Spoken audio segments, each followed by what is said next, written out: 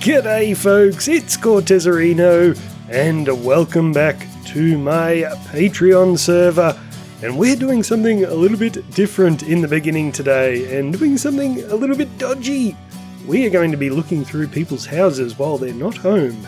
You know, the Patreon server is still pretty young, so it hadn't occurred to me to go around and have a look at people's bases, but I was flying past here on my way to the brand new Guardian farm, and I stumbled across Basshound's base here, and it is so beautiful. I thought we'd have to stop in and have a look. And this place actually reminds me of my very first Minecraft world that I used to have on the Xbox. I had a similar sort of setup, long hallways like this with all the different farms in windows. It's bringing back some memories, although I think this one is a lot prettier than mine was. See, that's the thing.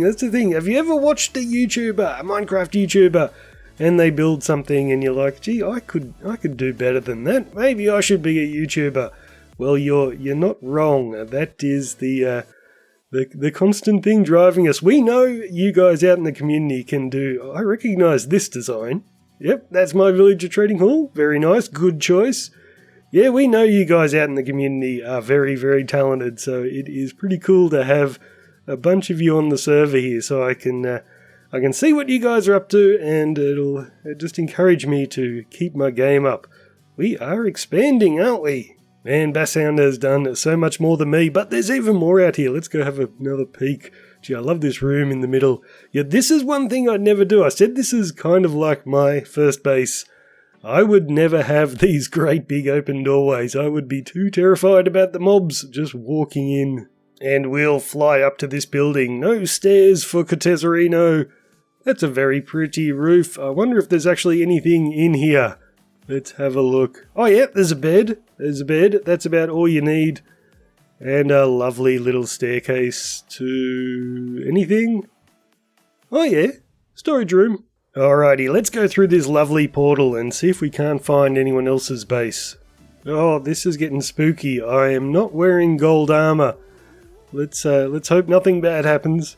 Okay, that was getting far too dangerous. A lot of these nether tunnels are kind of out in the open, and the piglins were giving me too much trouble. So let's go to the community enchanting, and yes, beautiful. Let's just grab one of these. And while we're here, I just noticed a brand new building. Look at this one. So I think this is going to be a shop. That's cool. Yes, this is going to be a shop. Oh, it's already a shop. It's all ready to go. What have we got? I don't have any diamonds. As you were. You know, I have 0 nether wart. I haven't found any on the entire server. I haven't found anyone with it planted. If I do find it, I am stealing some. Hello again. I've been to Unforgiven's place a while ago, and this area is pretty terrifying, but if anyone's going to have nether wart, it's going to be him. Holy moly, this is very different from when I was here last time. This looks like a great big storage system. And it's up in the air of all places. See, this is what I mean by Unforgiven's place is terrifying. He is a redstone master, and if I get creeped here, then I can't fix it. Okay, just a couple of small projects. And I can't see any nether wart planted anywhere. I'm sure he's got it in his chests, but we will keep on moving. If I can find the way out again. The portal's all the way up there, isn't it? Alright, let's go. Oh, nether wart! You little beauty. Don't mind if I do. Oh, he's got a diamond block. There are tunnels going everywhere, but there aren't any signposts, so there could be bases down there, but we can't be running around all day. Let's just check out any others that are signposted. I actually want to go to Mickey's place. He had a huge castle going last time I checked. And let's get up above, because this castle is certainly getting bigger. Ooh, spooky, creepy. I can't wait to see this place. It's going to look awesome. Okay, that's enough. I know there are other bases out here, but if the nether tunnels aren't marked, well, I could spend all day running around the nether and never find them, or get myself killed.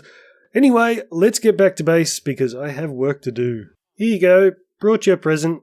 When I finally get this city built up, it's going to look like a real-life city. I don't have the rats, but I certainly have the cats. And I certainly do have a little bit more work to do on creating that city. We've still only got my first building here. And look what I've done with it! Ooh, I mean, we've got a state-of-the-art smelting system here. We've got a couple of cauldrons. We've got a concrete converter, and in typical Cortezerino fashion, I have a secure AFK room on a mushroom island. It's not that crazy though. I logged in yesterday and Unforgiven was AFKing in my villager trading hall, and there were phantoms everywhere, and I do have 1 or 2 open windows. Oh yeah, did I mention I've built a villager trading hall? So the plan for this season was that I wasn't going to start my worlds the same way I always do with villager trading. That lasted about a week. Isn't she lovely? Oh, it's so big. This is the design from my ocean-based time-lapse. And I think it's my favourite design at the moment. And we've got lots and lots. Look, we've got all our farmers here in a great big line. And I've got an automated pumpkin farm there for trading with the dudes. We're living in luxury. And I think I have nearly all the enchantments now. At least all the enchantments that I want. And all my armor is fully enchanted, so we are ready to take this world head on. And the great thing about this being my Patreon server is people keep bringing me gifts. Look at all of this. Oh, that's so lovely. Even these villages were gifts. I just rocked up one day and there was a bunch of villagers here. There was a very nice little present. I didn't have to bring them myself. So now that we're fully equipped, it's time for my first great big project. And that is going to be a nether hub, because what we've got at the moment is an absolute mess. But before we can build a nether hub, we need the materials to build a nether hub. And mine is going to feature warped wood very predominantly. So rather than just go out and chop a bunch of warped wood trees, we are going to build a great big farm here on my island. And the plan for my island is to have a great big tower or castle in the middle, with smaller buildings all scattered around the outside. And that's why I built the villager trading hall where I did, because I figured I would build up the ground over the top and put the big castle thingy on top. And this machine we're about to build is going to be huge, so that might as well be our castle, or what's inside our castle. I'll do a great big cover up over the top, which means I am going to have to put my TNT duper right on top of the villager trading hall. What could possibly go wrong? My first thought was, I need obsidian. Lots and lots of obsidian. Which isn't really necessary. This water should protect the blocks underneath, but I figured I've got my villagers down there. We might as well be overly cautious. So here it is, it's all set up, but I have not run the thing just yet. But let's get the bone meal farm up and running, and we'll fly up and have a look. And there we have it, that is Ilmango's brand new, unbreakable bone meal farm, which I managed to break the very first time I used it, because I logged off while it was running. And yeah, things went bad, my lava disappeared, but it's working now. So you can see down here we've got our bone meal shooting along there over to that machine, and then I've got an etho hopper block there, and every now and then it'll push up that bit of ice right there, and then all the items will go down this water stream and into this machine. So I figured I'm only after warped wood, but we might as well plan for the future, and I've made a crimson wood one on that side. And all they're going to do is grow the trees automatically, push them across, and we've got our TNT duper up above that will destroy them and collect all our goodies. And you'll notice I've made a very small bone meal farm over there. This one's tileable, you can make it really huge, but I figured I've got to cover all this up later. I only want a small one. So that actually took about 3 hours to fill up all the bone meal in these machines. But that's probably good, because now that they're full, I don't need to run both machines at the same time, which I don't know what the lag would do to this place. Anyway, here's the moment of truth. Like I said, I haven't tested it yet. Let's Let's hope nothing bad happens. Ooh, we've got a little tree growing over there. You'll see all this glass I've got. That's not really necessary. It just stops trees growing all over the place and the place looking messy. Okay, I hear explosions. Let's actually get up and have a better look at this. Fingers crossed. I don't think anything bad's happening yet. I actually want to risk standing down here. Ooh, I should have flown that. Is the TNT going to hurt me if I stand right here? Yes! So you can see the TNT lands very low down here. That's just to make sure all these blocks down the bottom are destroyed, so the blocks from up above have room to fall down into the water. And then as these blocks up the top get pushed over, every now and then a TNT will land up there and we'll have another boom. Here we go. Very nice. And sometimes as the TNT's coming down, these get pushed across and it pushes the TNT into the water. But like I said before, the water protects the blocks there so our hoppers don't get blown up. This all seems to be working nicely. Ouch. Man, this is actually filling up so quickly. This thing is uber powerful. Oh, this is awesome. Okay, so what I need to do now is let this run for a while. And then we're going to get onto step 2 of the episode, which is not going to be the Nether Hub. I've got a lot of work to do for that, so we're not going to finish that today. What I want to do is make a shop to sell my warped wood and crimson wood, so we can finally get some diamonds. So I need to remember to turn this off before I leave the area, and then we will head over to the community area and figure out where our shop is going to go. So I don't want to do something as simple as just plonk a building down here somewhere and say, there's my shop. I actually want to clean up a few things in this area. So there's a couple of problems. We've got our little enchanting thing, which was from the very first day where I put an enchanting table in here for the community. I want to take this out and replace it with something a lot bigger. So my shop needs to have room for another enchanting room.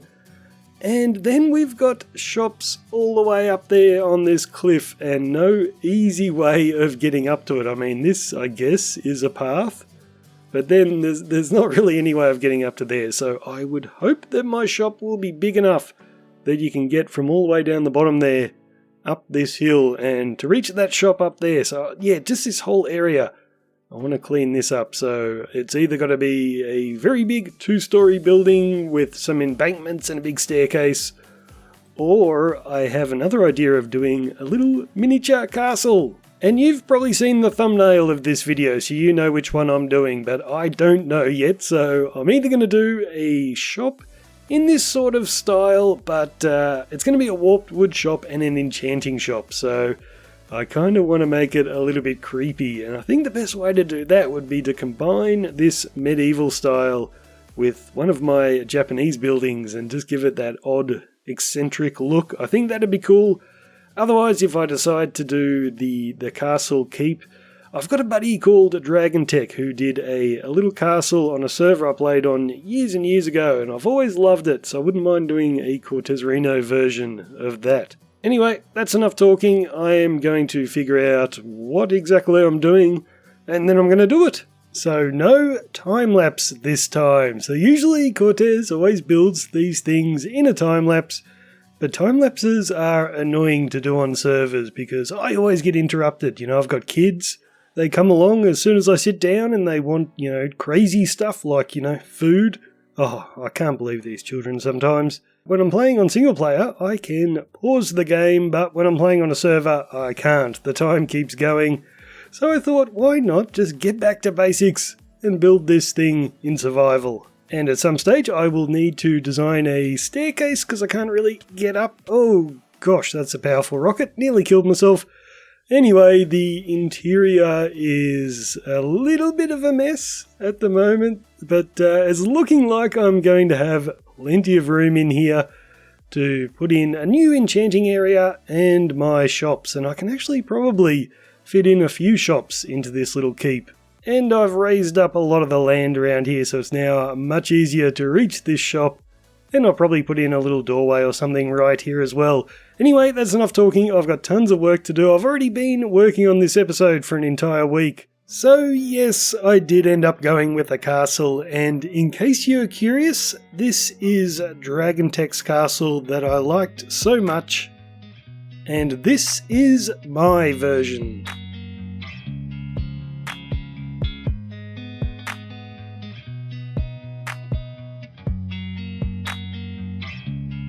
And I do think that that is the perfect spot for it. It looks so nice down there. It's a great little addition to our village. And gosh guys, this episode has been about a full week's work. I'm losing my voice now because I've been working on this all day long. But yeah, it's finally done. And we've solved the hill problem, so we can now get up to Gregor's Gadgets and Gizmos, just up that pathway there. And then over here we've got the Community Enchanting and Wizarding Supplies store. So I figured I would put the Community Enchanting up here, and then all my shops are kind of like a gift shop, so people are going to be passing through anyway, so they might as well come in and buy some things while they're here. So over here we've got our Community Enchanting with all the little goodies that they'll need for that. And because I couldn't find Netherwort for so long, I thought I'd put a little bit here so new people on the server can quickly grab that and do their brewing straight away. And then we get into the things I'm selling. So with my trading hall, I've got diamond armor for days, so selling full suits for 15 diamonds. Over here we've got our wizardly wood, and they are all stocked up nicely. And the shroom lights, I don't have as many of them. I don't get a lot out of that farm. So they're 2 diamonds per stack. And then I had another spare wall over here, so I thought, yes, my villager trading hall, we've got the enchanting here. I might as well sell some books so people can get everything they want, and I have lots and lots of books here. So I picked the ones that I think people would want the most, like Breaking 3, Feather Falling, Mending, Fortune 3. Hopefully we get a few sales out of this. And then we can go upstairs, like all of these little staircases. Well, not staircases, they're ladders. I've got 3 towers in the castle. Each of those bring us upstairs to absolutely nothing. So I don't have enough things to sell right now to fill up this area, but at least when I do have something to sell, I don't have to build a whole new shop.